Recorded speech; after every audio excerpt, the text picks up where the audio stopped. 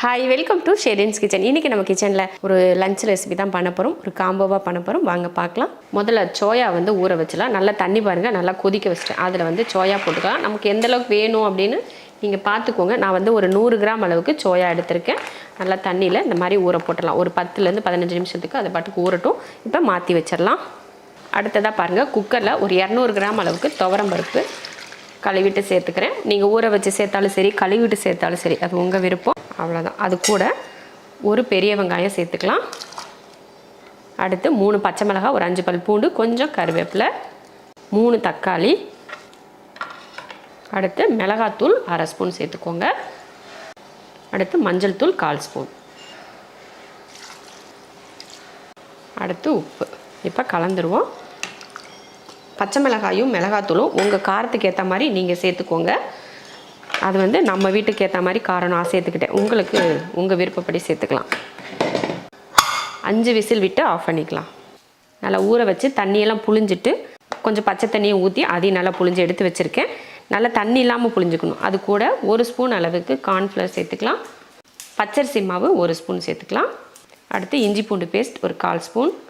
Chilli flakes கொஞ்சம் சேர்த்துருக்கோம். கொஞ்சமாக ஒரு 1/4 ஸ்பூன் மிளகாத்தூள், கொஞ்சம் உப்பு. அடுத்து கொஞ்சமாக கரம் மசாலா, அதாவது 1/4 ஸ்பூனுக்கு கம்மியாக சேர்த்துக்கோங்க. அடுத்து மிளகுத்தூளும் ஒரு 1/4 ஸ்பூன். இப்போ கலந்துருவோம். அவ்வளோதான். பாருங்கள், நிறைய மசாலாலாம் தேவையில்லை. லைட்டாக இந்த மாதிரி கலர் கொஞ்சமாக இருக்கிற மாதிரி சேர்த்துக்கிட்டால் போதும். அவ்வளோதான். ரொம்ப நேரம்லாம் ஊற வைக்கணும் அப்படிங்கிறது இல்லை. உடனே நம்ம வறுத்துக்கலாம். கடாய் வச்சு பொரிக்கிறதுக்கு எண்ணெய் ஊற்றிக்கலாம். நிறைய எண்ணெய் ஊற்றி சில்லி அளவுக்கெல்லாம் தேவையில்லை. கொஞ்சமாக ஊற்றிட்டு பொரிச்சிக்கிட்டால் போதும். எண்ணெய் காஞ்சதுக்கப்புறமா போட்டு பொரிச்சிடலாம். எல்லாத்தையும் ஒட்டுக்கவே போட்டுடலாம். போட்டுட்டு வறுத்து எடுத்துக்கலாம். சும்மா ரொம்ப நேரம்லாம் வறுக்க தேவையில்லை. லைட்டாக வறுத்தா போதும். பாருங்கள், அவ்வளோதான், வறுத்தாச்சு. இப்போ இதை ஒரு பிளேட்டுக்கு மாற்றிக்கலாம். நான் வேறு கடாய், முதல்ல கருப்பு கலர் கடாய் வச்சுருந்தேன். அதில் அடி பிடிக்குதுன்னு சொல்லிவிட்டு இந்த கடாய்க்கு நான் மாற்றிட்டேன். கொஞ்சமாக அப்படியே இந்த 1 ஸ்பூன் அளவுக்கு எண்ணெய் ஊற்றிட்டு, ஏன்னா நம்ம எண்ணெயில் தான் வறுத்து எடுத்துருக்கோம், அதனால் அதிகமாக வேணாம், கொஞ்சமாக ஊற்றிட்டு ஒரு பெரிய வெங்காயம் இந்த மாதிரி நல்லா க்யூப் சைஸ்க்கு ஒரு பெரிய வெங்காயத்தை இந்த மாதிரி பெரிய சைஸ்க்கு வெட்டியிருக்கேன். கொஞ்சம் கருவேப்பிலை சேர்த்துடலாம். அடுத்து 2 பச்சை மிளகாய், லைட்டாக வெங்காயம் பச்சை மிளகாய் வளர்ந்துமே ஒரே ஒரு தக்காளி. அதையும் ரொம்ப குழைய விடக்கூடாது. பச்சை மிளகாயாக இருந்தாலும் எல்லாமே அந்த பச்சை மாதிரி அப்படியே இருக்கணும். அதை பச்சை மாறாமல் வதக்கி எடுத்துட்டு சும்மா 1 நிமிஷம் கூட வதக்க தேவையில்லை. ஒரு 30 செகண்ட் வதக்கிக்கிட்டால் போதும். கூடவே சோயா சாஸ் ஒரு 1/2 ஸ்பூன்.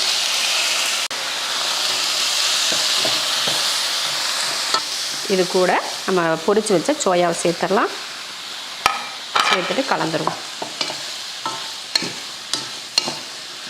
அவ்வளோதான். நல்ல காரசாரமாகவும் இருக்கும், அதே சமயம் நல்லா சாஃப்டாகவும் இருக்கும். பாருங்கள், இப்போ மல்லித்தலை தூவிட்டு ஒரு கிளறு.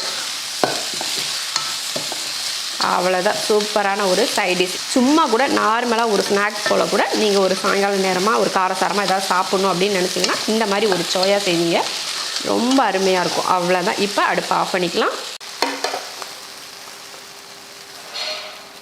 சூப்பரான சோயா வறுவல் ரெடி. நல்லா அப்படியே மட்டன் சிக்கன் வறுவல் செஞ்சு சாப்பிட்ட மாதிரி ஒரு ஃபீல் இருக்கும். வெறும் வாயில் கூட சாப்பிட்லாம். சைடிஷாக தான் வச்சு சாப்பிட்ணுன்னு எல்லாம் இல்லை.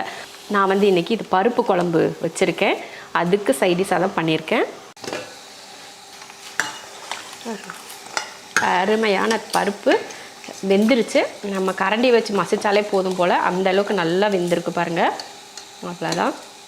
இப்போ பருப்பு மத்து வச்சு நல்லா கடைஞ்சிட்டு இதை தாளிச்சிடலாம். நல்லா தக்காளி நிறைய போட்டு இந்த மாதிரி பருப்பு கடைஞ்சிங்கன்னு வச்சுக்கோங்களேன், ஐயோ நல்லா கெட்டி பருப்பாக வச்சுக்கோங்க. அதுவும் தண்ணியாக இல்லாமல் நல்லா, இது கூட எதுவுமே கலக்கக்கூடாது, அப்படியேவும் கெட்டியாகவே வச்சுக்கணும். தண்ணி கூட லைட்டாக கலக்காமல் அப்படியே தாளித்து சாப்பிட்டா அப்படி இருக்கும்.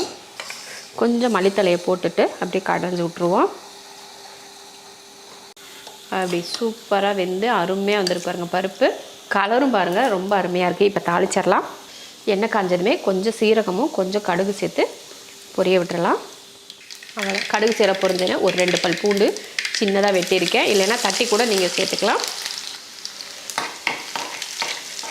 கூட 2 வரமிளகாய், கொஞ்சம் கருவேப்பிலை, கொஞ்சம் பெருங்காயத்தூள். அவ்வளோதான். இப்போ அடுப்பு ஆஃப் பண்ணிவிட்டு பருப்பில் ஊற்றிடலாம்.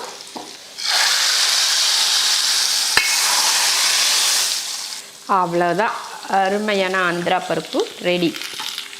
டொமேட்டோ பப்பு சூப்பராக ரெடி. தக்காளி வந்து அதிகமாக போட்டுக்கோங்க, அப்போ தான் அந்த தக்காளியோட டேஸ்ட் ரொம்ப நல்லாயிருக்கும். புளியெல்லாம் ஊற்றணும் அப்படின்லாம் கட்டாயெல்லாம் இல்லை. தக்காளி அதிகம் போட்டோம்னா புளி ஊற்றுறதுக்குலாம் அவசியமே இல்லை. அதனால் இந்த அளவோட இப்போ முடிஞ்சுது. பருப்பு ரெடி, சோயாவும் ஒரு பக்கம் ரெடியாக இருக்குது, பருப்பும் ரெடி, சாப்பாடும் ரெடி ஆயிடுச்சு. இப்போ வந்து நம்ம சாப்பிட்றதுக்கு ரெடி பண்ணிக்கலாம். இன்றைக்கி லன்ச்சு சூப்பராக ரெடி ஆயிடுச்சு. ஆந்திரா டொமேட்டோ பப்பு சாப்பாடு பாருங்க, அவ்வளோ அருமையாக நல்லா இந்த மாதிரி கெட்டியாக இருந்தால் தான் நல்லாயிருக்கும். இந்த பருப்பு மட்டும் தண்ணியாக இல்லாமல் கொஞ்சம் கெட்டியாக இருக்கிற மாதிரி பார்த்துக்கோங்க, ரொம்ப நல்லாயிருக்கும். இது கூட கொஞ்சம் ரசமும் சேர்த்து சாப்பிட்றப்போ ரொம்ப நல்லாயிருக்கும்.